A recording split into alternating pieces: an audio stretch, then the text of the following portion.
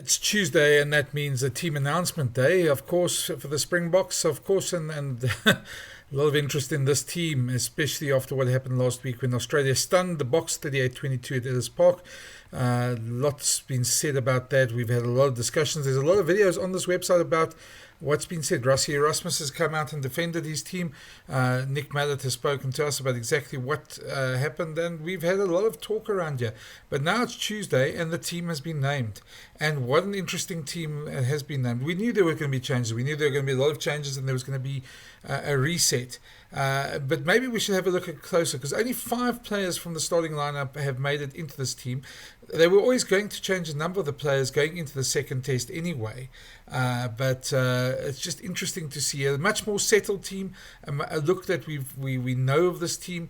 A lot more sort of older heads there, and Rassie will be hoping that they'll be doing that. Of course, we expect the Boks to go back to basics. We expect them to go back to their strengths, and we reckon that they'll probably play a lot more structured game than they did trying to run the Aussies off their feet, because that backfired terribly on Saturday at Ellis Park. So, let's look at the team. We'll go through the team now and have a bit of a discussion. Cheers. Let's start here with the backline. Of course, Jesse Kriel's been named the captain. Sia Kolisi's out. Edwin van der Merwe and Kurt de Orange are both out as well with injury, and so is Peter Steph du Toit. So they've been a bit limited with what they can do. We'll get to the forwards as well, but the 2 wingers are out, so we would have 2 new wingers anyway. Rassie did say that Colby would come back and Damon de Lende would come back as well. But without Sia, then Jesse leads the team, obviously, and it looks like him rather than Eben Etzebeth, who's not in the starting lineup, but we'll get to the forwards soon. Interesting one for me is Willie Leroux back, 100 test matches. Now, Willie's got a very good history against Australia. We all remember that 2013 game in Brisbane where he starred along with Zane Kirshner when they beat the Wallabies in Brisbane. But we also thought he was going to start being phased out. But I think last week, both Apelele Fassi and Damon Willemse didn't have the best of games. Damon Willemse came on, made 4 mistakes straight away when he came on, but they were chasing the game by then. And Apelele Fassi was caught out of position once or twice. So, I think go back to the old head. He's got 100 test caps. He's an exceptional player, and the Boks are looking back to the experience there as well. Then look at the winger. Kane Moody comes in. He came off the bench last week as well, and Cheslin Colby. We all knew Cheslin would go come back, so that's certainly the only really wingers that the Boks really have in the squad at the moment, so there was no really other choice. They did bring Makazole Mapimpi in, but they weren't going to bring a guy in from outside and play him straight away. Jesse reunites with Damon de Lende. That's the rock-solid midfield. Of course, the Boks defence in that second half was rather questionable, and there will be a lot of hard words spoken and a lot of work. And then, of course, the big one, Andre Pollard is back, and now after Monty the Boks performance, a lot of people were crying for this one, and you can almost understand that they'd go back to the clutch player, the player that won them the World Cup and kicked when it mattered. And I think one of the big things last week was the fact that the Boks didn't shut down the game when they were 22-0 ahead. They almost just tried to play, and even when Australia started coming back in the game, they kept on throwing the ball around as well. A lot of criticism has been on Marnie for throwing the intercept pass and a couple of the other things. He didn't have the greatest of games, but we always knew Sasha Feinberg Mngomezulu was going to play. We thought he was probably going to start this week, but I think that's one of the things that changed after the weekend was the Andre Pollard was brought in. Just because, when you're ahead like that, we've said it before and we said it a couple of times in analysing the games, you'd expect the Boks to kick to the corner, almost shut down the game and not play loose and just make sure that they get the win. Now, I think that's going to probably happen this week. We're probably going to see the Boks being a lot more measured, a lot more clinical, and a lot more sort of focused on doing the basics right. They're a very good set-piece team, and when they get the platform of the set-piece, they're quite unstoppable. But the Wallabies have certainly dented a lot of egos here, and there's a lot of these guys who are not back in the team that played last week. So this is Rassie's choice. Andre is back. Grant Williams was there. I don't think Grant played badly, but although I do take Nick Mallett's criticism that he didn't control the game, and between him and Marnie, and that's what you want. So there'll probably be a lot of words spoken. He didn't have a bad game individually, but I think in a tactical point of view, he could have done a lot better. So that combination's quite interesting as well. We look at the forwards, which will obviously also be quite interesting as well. The Bok forwards obviously didn't do much of their work. They were very much links this last week, running in the tram lines and running around the park.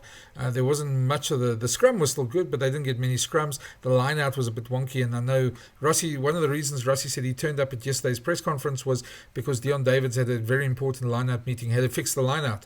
So that's certainly become a focus for them, and the line outs can be very much watched this week. Of course, we've got a totally new line-out and a very interesting pack of forwards that's been selected, partly due to injury and partly because of changes that they wanted to make. We have the forwards now, because of the injuries to Peter Steff and Sia, and the fact that they didn't bring any forwards into the camp last night when they called up Makazole Mapimpi. There was only a couple of players left, to be honest. They had Marco Verstappen, they had Kwagga Smith, they had Jean-Luc Dupré, they had Franco Mostert who could probably play there, and Ruan Pienaar who could play, and Kobus Wiese was the other one that could play in the loose trio. And I suppose they went through what was going to be the best mix for that and what's going to be the best balance. Jean-Luc Dupré has certainly been around the team long enough and certainly has performed at club level and certainly deserves a shot. He was supposed to get a shot earlier, but he had concussion and his wife gave birth to the child, so he went back to England and now he's back in the camp. He's the only real recognised number 8 in the squad at the moment. I mean, I say considering Kwagga's really a hybrid player. So Jean-Luc Dupré is there.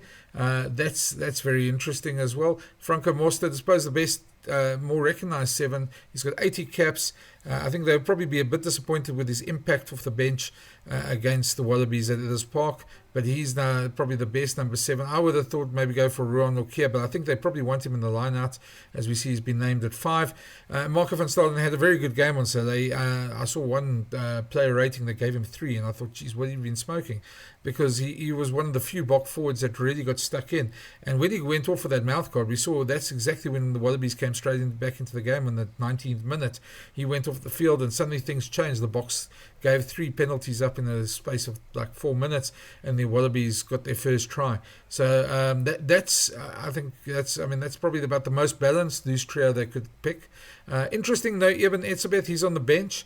They're obviously looking for something else. Erke Snyman there, getting a start. He doesn't normally get start. He's normally part of the bomb squad. And Ruan Nokia, who I think is probably the most underrated locker in the squad at the moment. And he's 8 caps. He's never had a bad test. He's really played well, and he's got an engine that goes everywhere.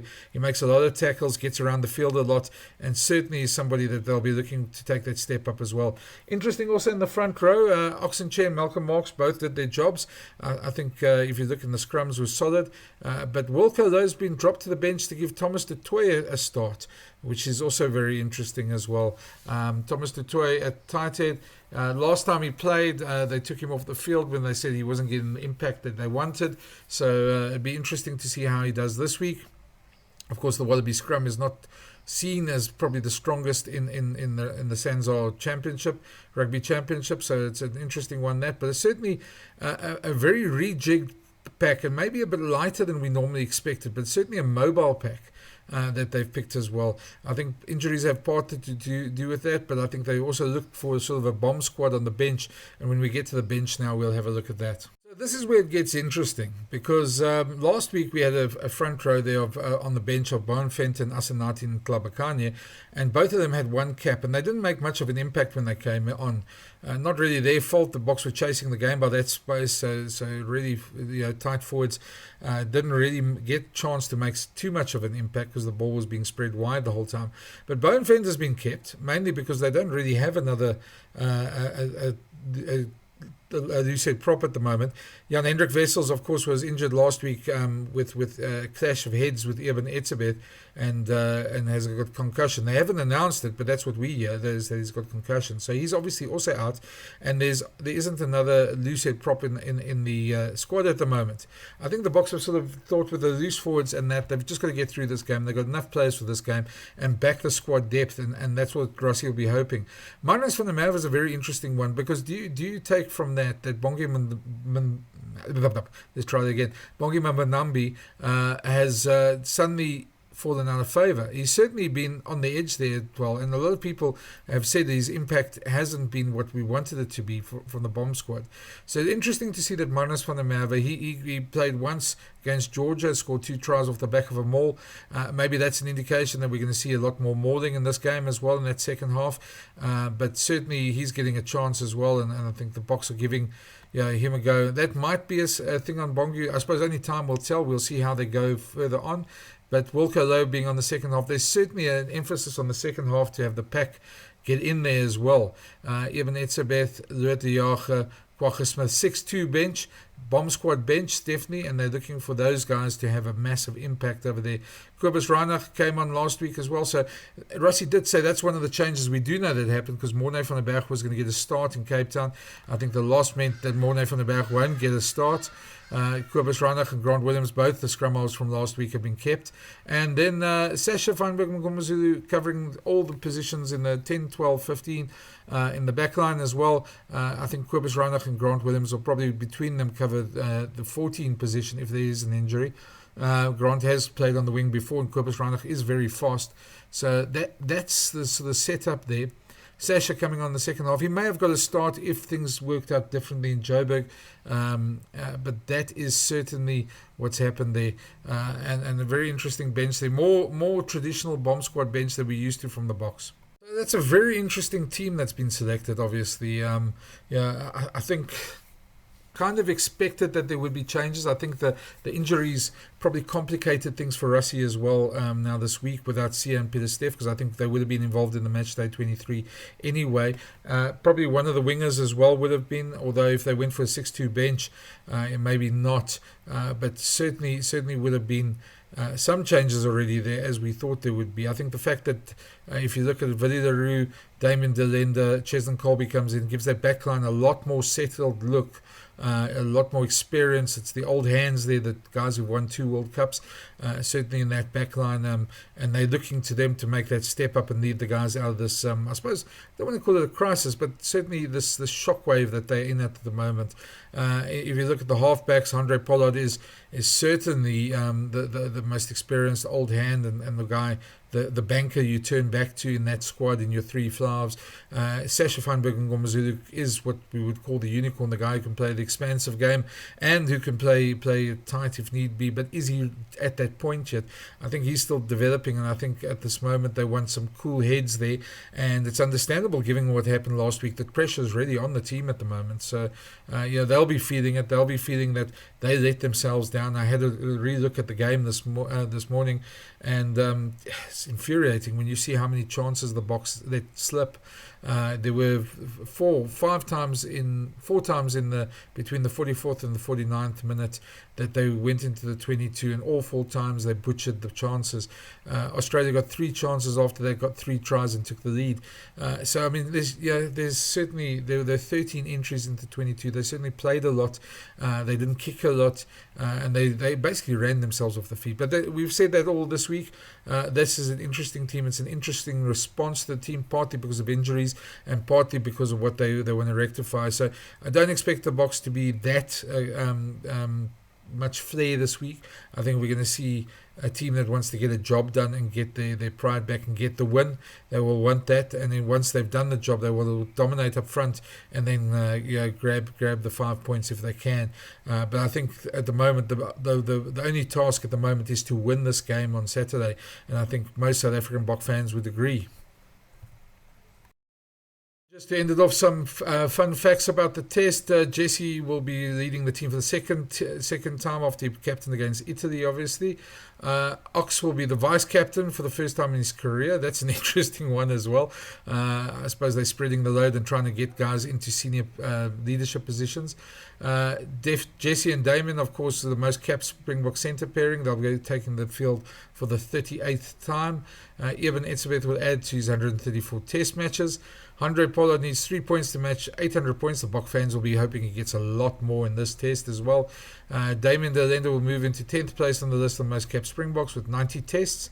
He's currently tied in 89 with Peter Steff and the late Joost van der Westhuizen, and that's a very interesting stat. You would have thought, wondered if Joost were in this modern day where they play 15 tests a year, if Joost would have played a lot more, but certainly that's a very interesting stat as well. And it shows you Peter Steff also getting close to 90. Sears in the 90s as well. There's a bunch of these Bok teams that won, this Bok team that's won 2 World Cups, that will be getting close to 100 in the next year or so. So that's the first part of the test facts. Interesting, the first time the Boks have met in Cape Town against the Wallabies since 2014, where they won 28-10. They've won 7 of their last 8 matches. The only time the Wallabies have won in Cape Town was that famous one in 1992 in the mud, when South Africa just came back into international rugby. They won 26-3. That was a very one-sided game that week, after the heroics the week before to lose to the All Blacks by 3 points. A lot of us do remember that one. But the Wallabies don't have a record of success. But then again, they didn't have a record of success at Ellis Park. They hadn't won in 62 years. So you can't really take these records for much more than face value. 725 caps in the Springbok starting lineup, 428 in the backline, 318 amongst the forwards. That's a bit low for the forwards, as we know, but I think at this moment injuries and everything else basically leaves them with very little choice. There's 329 caps on the bench, of which Eben has got probably 130 odd of those, and the average caps per player in the backline 61, and the average caps forward and on the bench 41. That's just a couple of stats there, just to round off the team announcement. That's the squad at the moment. That's the team. Very interesting squad selection. I think it's going to be a very interesting test match. We're obviously all hoping for a lot to happen this weekend for the Springboks, and let's hope, of course, they do the business. And let me know what you think of the team. What do you think of the changes? Is there anybody you think that should have been there that's still in the squad? Of course, once they didn't bring anybody else into the squad last night, like Evan Roos or Vincent Chichuka, there was no chance of them playing either. So let me know what you think of the squad. Let me know what you think they need to do right. And as always, smash that subscribe button and give that thumbs up and all that stuff to help us grow this channel. And thank you for watching. And I'll be bringing the press conference to you hopefully shortly. Cheers.